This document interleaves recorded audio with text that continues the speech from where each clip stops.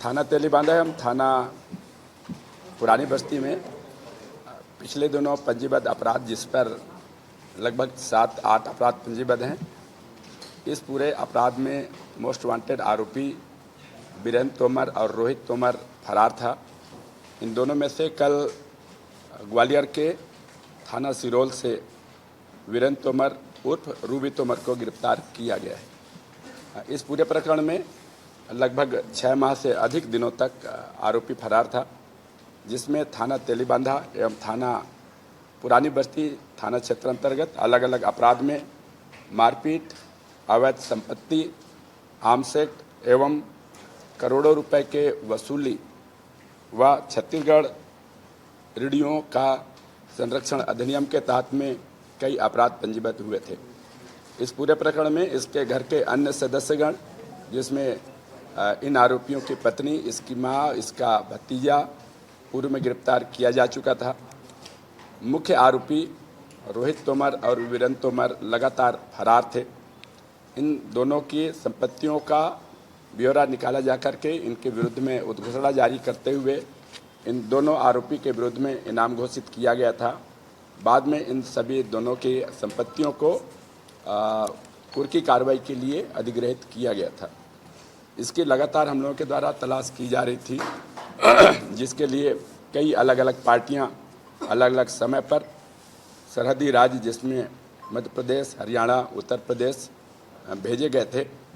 कई बार पार्टियां भेजी जा चुकी थी, चूँकि इनके द्वारा बहुत ज़्यादा सतर्क रह करके अपना निवास लगातार बदल रहे थे। इस कारण से पुलिस के पास में महत्वपूर्ण सूचना प्राप्त होने के बाद में भी गिरफ्तारी संभव नहीं हो पाया था। अभी पुनः एक महत्वपूर्ण सूचना के आधार पर एक पार्टी दिल्ली के लिए और एक पार्टी मध्य प्रदेश ग्वालियर के लिए भेजा गया था, और सूचना के लगातार तस्दीकी किए जाने के बाद में, सप्ताह भर कैंप किए जाने के बाद में ग्वालियर में सिरोल के एक कॉलोनी के अंदर किराए के मकान में निवास करते हुए वीरेंद्र तोमर को गिरफ्तार किया गया है। इसको गिरफ्तार किए जाने के बाद में आज इसको न्यायालय में पेश किया जाकर के पुलिस रिमांड लिया जाएगा। इसके विरुद्ध में पूर्व में जो अपराध पंजीबद्ध हुए हैं, उन सभी प्रकरणों के संबंध में घटना स्थल निरीक्षण और बारीकी से पूछताछ किया जाकर के साक्ष्य संकलन किया जा रहा है। इससे इसके भाई रोहित तोमर के रुकने के संभावित ठिकाने के बारे में जानकारी लिया जाकर के शीघ्र रोहित तोमर की भी गिरफ्तारी की जाएगी।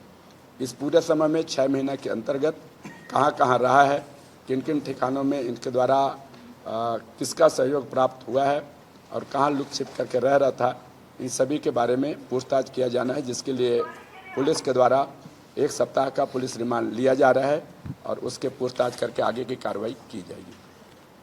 ये सब जो मकान किराए पे लिया किनके माध्यम से लिया था? वहाँ इनके तो आधार कार्ड वगैरह सब यहाँ जब्त कर लिए थे आपको?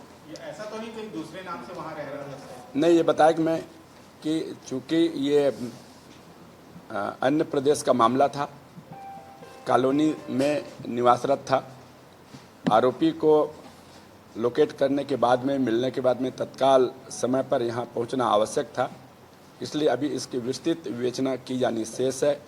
इसके पुलिस रिमांड लिए जाने के बाद में इससे पूछताछ किया जाकर, तथ्यों की तस्दीक किया जाकर आगे के संबंध में जानकारी एकत्र की जाएगी। वहाँ फ्लैट से कुछ जब्ती हुई है क्या? कुछ सामग्री, कुछ ऐसी चीज?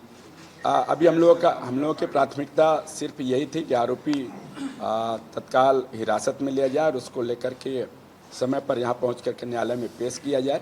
इसलिए अभी इसके डिटेल सर्च या फिर पूछताछ किया जाना शेष है। सर, आपने कहा कि कई जगहों पे टीम भेजी गई, लोकेशन मिला था, लेकिन सही समय पे ये वहाँ से फरार हो जाता था। क्या वजह रही सर इसके फरार होने की?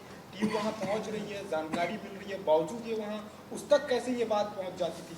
नहीं, इसमें कई बार ये होता है कि जब आरोपी मोस्ट वांटेड रहता है तो सतर्कता बहुत बरतता है। इसके द्वारा इतने दिनों तक डायरेक्टली कोई मोबाइल फ़ोन वगैरह अपने से उपयोग नहीं कर रहा था।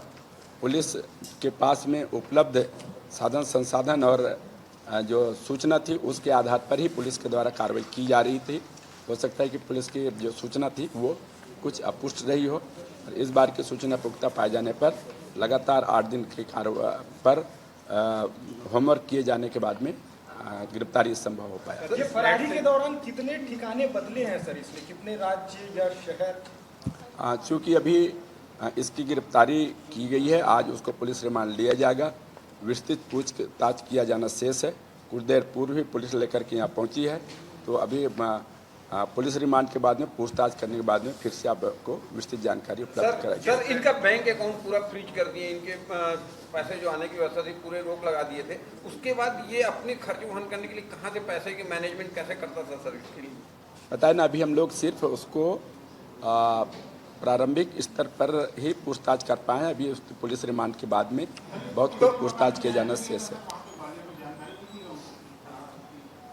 अभी इस संबंध में पूछताछ किया जाएगा किसी के द्वारा कोई, चूँकि इस पर फरार आरोपी, घोषित आरोपी विभिन्न सोशल मीडिया और फिर आप लोगों के माध्यम से इसको फरारी घोषित किए जाने के संबंध में जानकारी लगातार दी जाती रही है। तो अगर किसी के द्वारा कोई सहयोग प्रदान किया गया होगा तो उसके विरुद्ध में भी कार्रवाई की जाएगी। सर फ्लैट में और कोई मौजूद था? इस पूरे प्रकरण में चूँकि पुलिस के द्वारा गिरफ्तारी की गई है, तो इसके ऊपर घोषित इनाम और उसके अतिरिक्त भी नगद इनाम पुलिस अधिकारी कर्मचारी जिनके द्वारा लगातार मेहनत किया गया उनको प्रदान किया जा रहा है। सर ये रोहित तोमर का क्या इनपुट है? क्या रोहित तोमर भी आसपास के पहले साथ में थे लोग, ऐसा पहले साथ में रहते थे? प्रारंभिक में तो ये जानकारी आ गई होगी। रोहित अभी वर्तमान में जिस जगह पर जो सूचना प्राप्त हुई थी उस पर वीरेंद्र तोमर के ही रुकने की सूचना प्राप्त हुई थी और इसी आधार पर दबिश दी गई थी। रोहित तोमर के बारे में शीघ्र ही हम लोगों को लगता है कि अन्य सूचना प्राप्त होकर की गिरफ्तारी कार्रवाई की जाएगी। सर शुरू में ये अकेला सर शुरू में ये बताया गया था कि वो यहाँ से गायब हो, तो ससुराल पक्ष वाले भी उसकी कोई मतलब सहायता कर रहे थे, तो कोई लिंक मिला है ससुराल पक्ष से? अभी पूछताछ किया जाना शेष है, आज ही उसको लेकर के आए हुए हैं, अभी रिमांड में लेकर के पूछताछ करेंगे। ठीक।